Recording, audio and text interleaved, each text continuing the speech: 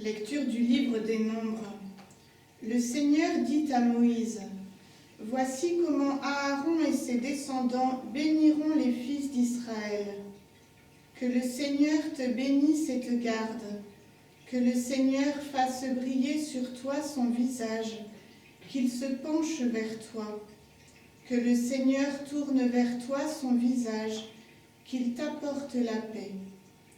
C'est ainsi que mon nom sera prononcé sur les fils d'Israël, et moi je les bénirai. » Parole du Seigneur. Chers amis, en présentant ce matin mes vœux à tout le diocèse, je pouvais me contenter de vous redire cette parole de Dieu qui vient d'être lue.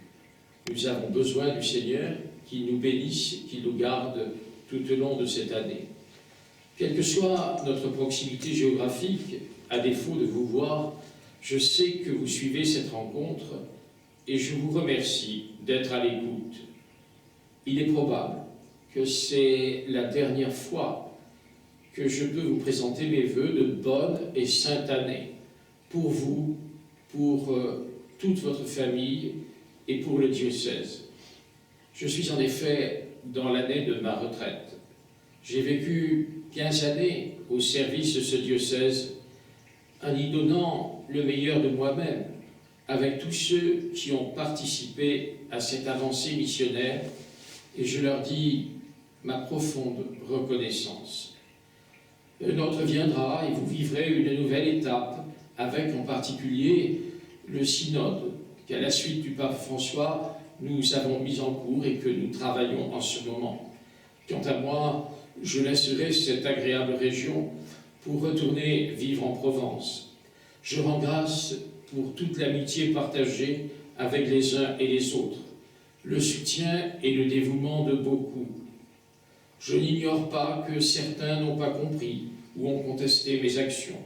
Il n'y a là rien d'étonnant. L'unanimité n'est pas possible et l'uniformité serait comme une somnolence éprouvante.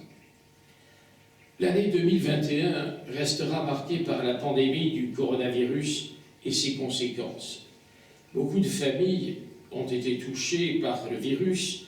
Les périodes de confinement ont cassé des relations, des habitudes de travail et ont entraîné des difficultés matérielles et spirituelles lorsque les cultes ont été suspendus et que venir à la messe allait devenir un acte presque répréhensible. La peur a malheureusement laissé à l'abandon les personnes âgées, ainsi que les plus faibles et les plus pauvres. Nous avons connu le distanciel et le présentiel, et nous le connaissons encore. Le progrès des sciences et des techniques a facilité le développement du télétravail et l'omniprésence du numérique. Il ne s'agit pas de le déplorer, mais d'en constater l'évolution extrêmement rapide.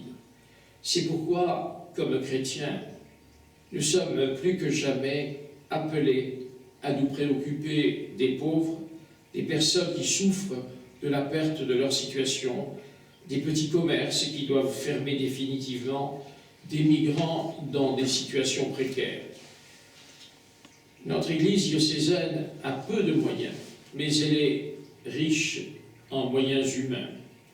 Si nous avons, il y a 3 ans, procédé à une réduction du personnel, c'était bien à cause de cette réalité et sur le conseil de la conférence épiscopale qui a audité à ma demande nos finances.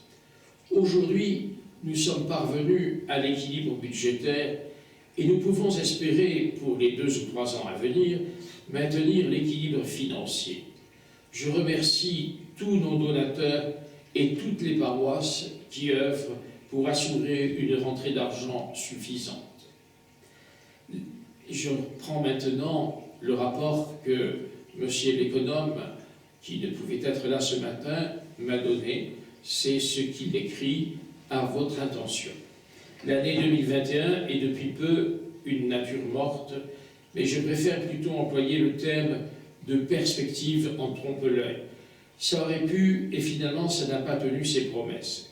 Nous n'aborderons pas ici la problématique sanitaire, malgré ses effets encore directs sur la tenue de nos assemblées pastorales et de nos offices, même si des progrès sensibles sont à constater par rapport à l'année 2020, sans toutefois retrouver notre vécu antérieur.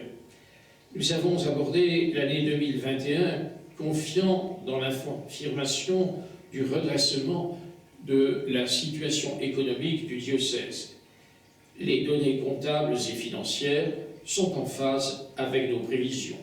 Et à ce titre, nous remercions l'ensemble de nos fidèles pour leur soutien renouvelé et leur générosité accrue. Cette certitude est néanmoins tempérée par un recul du nombre des donateurs que nous pensions pourtant avoir jugulé. Cette baisse, que nous espérons temporaire, peut s'expliquer en partie par la réaction de donateurs à la publication du rapport Sauvé, sur lequel je reviendrai, mais dont la communication pilotée au niveau national a été peu maîtrisée. Soyez certains que vos dons au denier de l'Église ou à d'autres engagements diocésains n'alimenteront pas le fonds créé pour ces abus. Seule une démarche spécifique et volontaire de votre part sera au profit de ce fonds spécial, et c'est bien nécessaire si nous voulons l'alimenter à la demande de la conférence épiscopale. Et ce constat reste d'actualité pour l'année 2022. Au niveau économique diocésain, nous confirmons que nos recettes traditionnelles ont une tendance structurelle à s'infléchir malgré les actions mises en place. Pour contrecarrer cette évolution, nous allons continuer nos efforts pour réduire nos charges de fonctionnement. L'objectif recherché est bien entendu d'atteindre le point d'équilibre en restant prudent sur les hypothèses. Notre recherche d'économie sera, pour cette nouvelle année, concentrée sur notre parc immobilier, qu'il soit affecté à la pastorale ou à l'habitat. En effet, le coût net annuel de la gestion des bâtiments représente le 3e poste de dépenses supporté par le diocèse, un ordre d'importance. De surcroît, les contraintes thermiques que la loi impose ou prévoit, ainsi que le coût toujours croissant de l'énergie, va accroître fortement la facture dans les années à venir, car nos édifices sont pour l'essentiel vieillissant et mal adapté à ces normes, la situation, qui n'est déjà peu enviable, risque de devenir intenable. Nous allons donc procéder à des arbitrages pour réduire la voilure et ne conserver que les biens immobiliers qui s'inscrivent dans une vision à long terme. Des échanges et consultations sont menés avec les personnes concernées, mais tous nos actifs ne pourront être conservés. Comme vous le pressentez, le diocèse évolue dans ses structures pour s'adapter à son nouvel environnement. Cette vitalité est nécessaire car le temporel a vocation à favoriser, à soutenir, à servir l'ensemble des actions de la pastorale. Au nom de tous les salariés de l'Economa, je vous présente mes vœux les plus sincères, que l'année 2022 nous conforte dans nos espérances avec l'aide de l'Esprit Saint. Je reprends donc le fil de mon développement après avoir présenté ce que disait M. l'économe et je m'arrête sur les paroisses. Nous avons créé des ensembles paroissiaux sans supprimer les paroisses. Ces ensembles permettent une meilleure approche de la pastorale et des moyens à mettre en commun, tout en gardant une certaine souplesse de fonctionnement. Les conseils économiques, les équipes pastorales portent autour du curé les orientations, les activités, les prises de décision. Les équipes de funérailles sont indispensables et agissent en concertation avec le ministre ordonné, diacre ou prêtre. Les préparations au baptême et au mariage ont aussi leurs équipes propres, toujours en lien avec le ministre ordonné. Nous savons que la priorité paroissiale est l'accueil et l'écoute des personnes. Je remercie toutes les personnes qui vivent cette mission et j'appelle fortement à renforcer ces équipes d'accueil. N'oublions pas que pour beaucoup, c'est ce premier contact avec la paroisse qui représente l'Église, qui va conditionner leur attitude.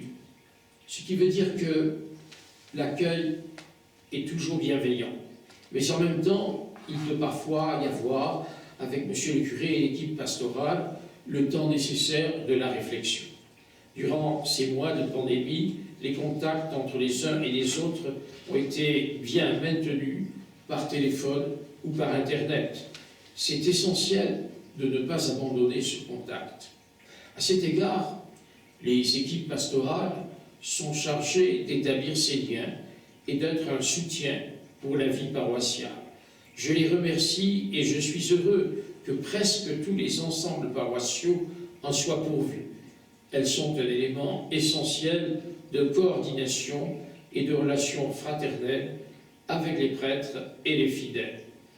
Je remercie également les équipes de funérailles qui ont eu une année difficile avec la Covid et des situations familiales complexes devant lesquelles elles se trouvaient. Il est nécessaire de renouveler certains membres, mais nous en savons la difficulté. C'est pourtant un objectif à atteindre. Toutes ces équipes montrent la place indispensable des fidèles laïcs dans la pastorale, sans rien enlever à la présence active du prêtre et du diacre. Dans ces équipes, je ne veux pas oublier la catéchèse, ses responsables et ses nombreux bénévoles dévoués qui, cette année, ont dû s'adapter aux circonstances et utiliser aussi le télécaté, seul moyen de maintenir un échange. L'Église a besoin de ces moyens modernes qui sont devenus des outils pastoraux indispensables. Les établissements catholiques ont tous une première annonce de la foi, de la catéchèse et régulièrement des messes. Pour les jeunes professionnels ou étudiants, un groupe d'une trentaine, avec Madame Laurence Sabrazès, suit une formation et accompagne tel ou tel vers les sacrements de la foi. Le catéchuménat, lui aussi, a été perturbé durant l'année et nous n'avons pas pu célébrer à Pâques les baptêmes d'adultes prévus. Nous l'avons fait à la Pentecôte, voire plus tard. Et c'est une action de grâce que de voir chez des jeunes, adolescents ou adultes, et chez d'autres personnes, l'arrivée de la foi et cette entrée dans l'Église. Le PLVTT, chaque année, au début juillet, est une manifestation très suivie, et nous avons pu, cette année 2021, le réaliser avec une belle réussite. Pour les enfants, pour les jeunes et les familles, je me réjouis de l'enseignement catholique. Nous avons à peu près presque 7000 élèves dans notre enseignement catholique, et sous la conduite de M. François Recher, le directeur diocésain ou délégué épiscopal, nous avons établi avec les diverses composantes de cette institution les nouvelles orientations de l'enseignement catholique pour le diocèse durant les années à venir. J'aurais dû, si nous avions pu nous réunir tous ensemble, les donner directement au chef d'établissement et promulguer officiellement, à partir d'aujourd'hui, ces orientations. Elles le sont. Ces nouvelles orientations sont donc aujourd'hui promulguées officiellement. J'exprime ma reconnaissance à toutes les équipes éducatives qui doivent s'adapter sans cesse au protocole du ministère en cette période de Covid. Maintenant, le diocèse. Il a été évidemment marqué par le rapport Sauvé et l'enquête menée par la CIAS. Il est donc apparu que 2 prêtres aujourd'hui décédés ont été signalés pour avoir abusé de mineurs, en particulier lors de camps ou de colonies de vacances. C'est un drame odieux pour ceux qui en sont les victimes et qui portent cela dans leur chair tout au long de leur vie.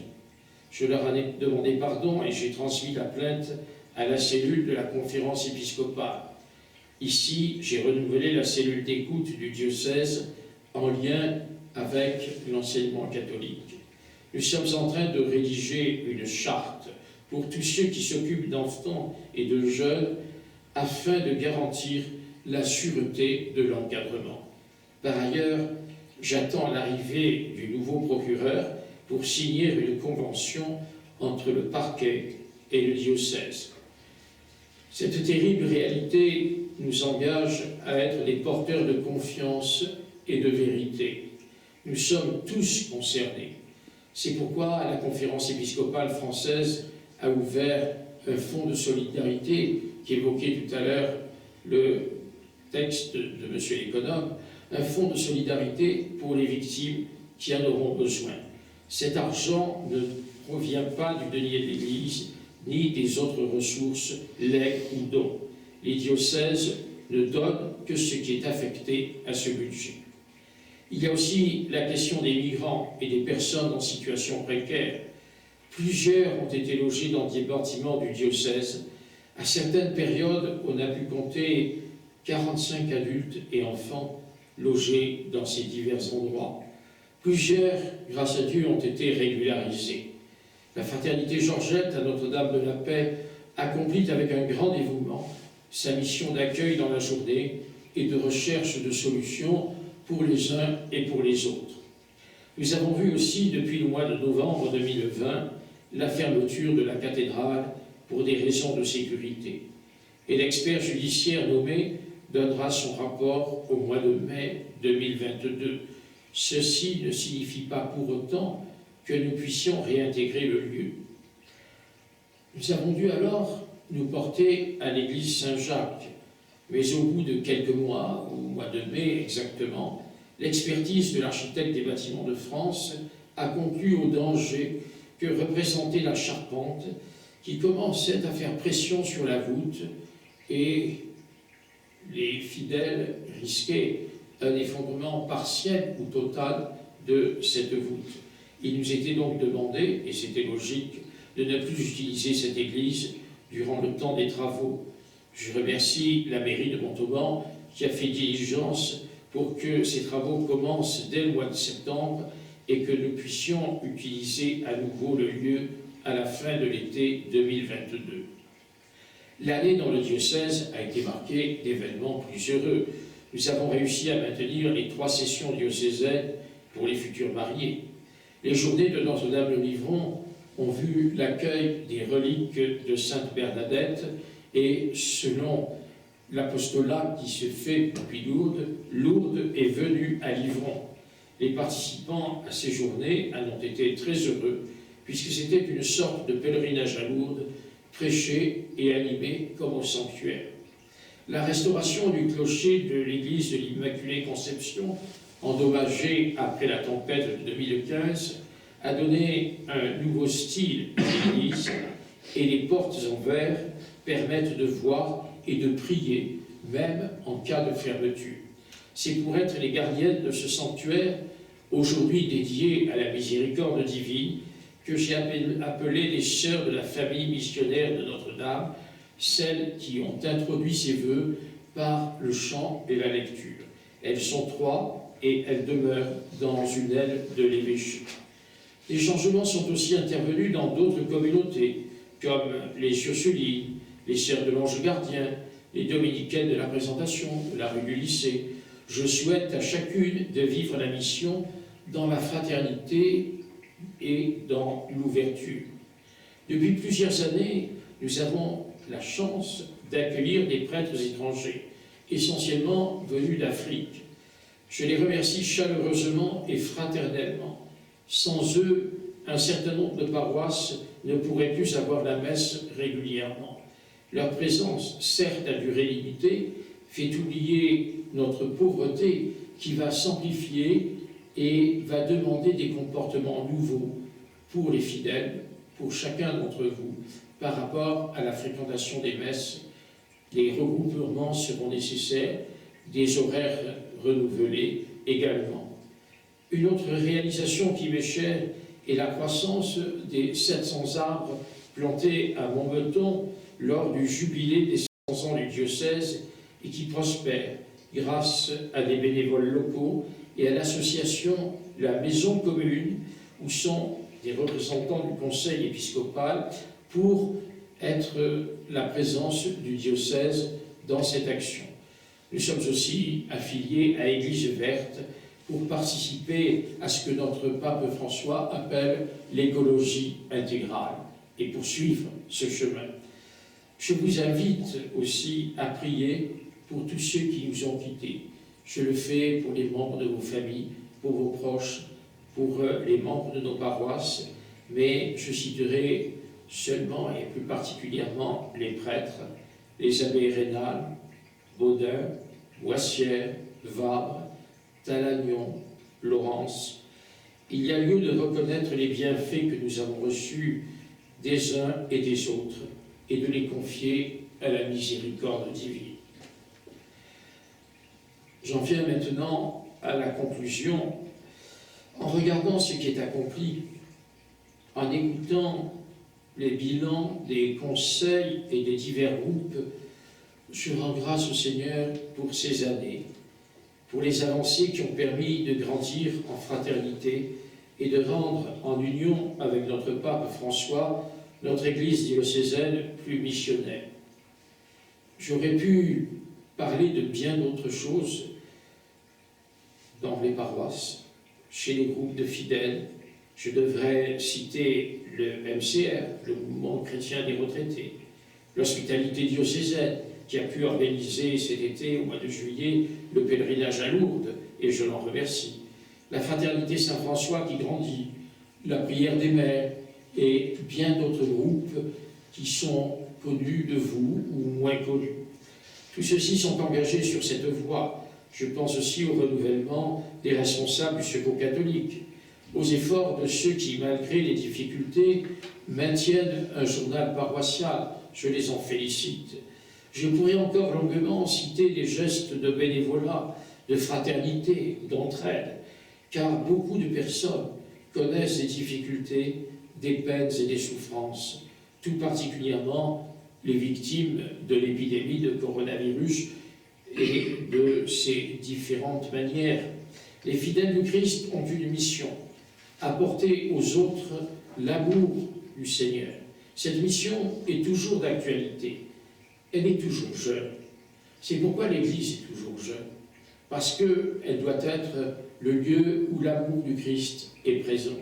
Et lorsque ce n'est pas le cas, elle devient un grand danger. Aussi, nous devons éviter absolument cela. C'est pourquoi, face aux abus qui se produisent, nous devons réagir fortement. Je vous adresse donc mes vœux dans l'espérance que donne la présence du Christ. Ces vœux qui étaient formulés au début de cette rencontre, qui est la bénédiction du Seigneur. Il bénit chacun d'entre nous. Chacun et chacune d'entre nous sont aimés de Dieu. C'est ce que nous devons garder dans notre cœur. Et la parole du Christ lui-même, venez à moi, vous qui peinez sous le poids du fardeau, et moi, je vous soulagerai. Cette promesse est pour tous. En m'appuyant sur cette parole, la parole du Christ ne ment pas, en m'appuyant sur cette parole, je souhaite que votre cœur soit confiant, votre esprit en paix et votre foi source de toute joie. Et je vous redis bonne et sainte année dans la joie du Christ.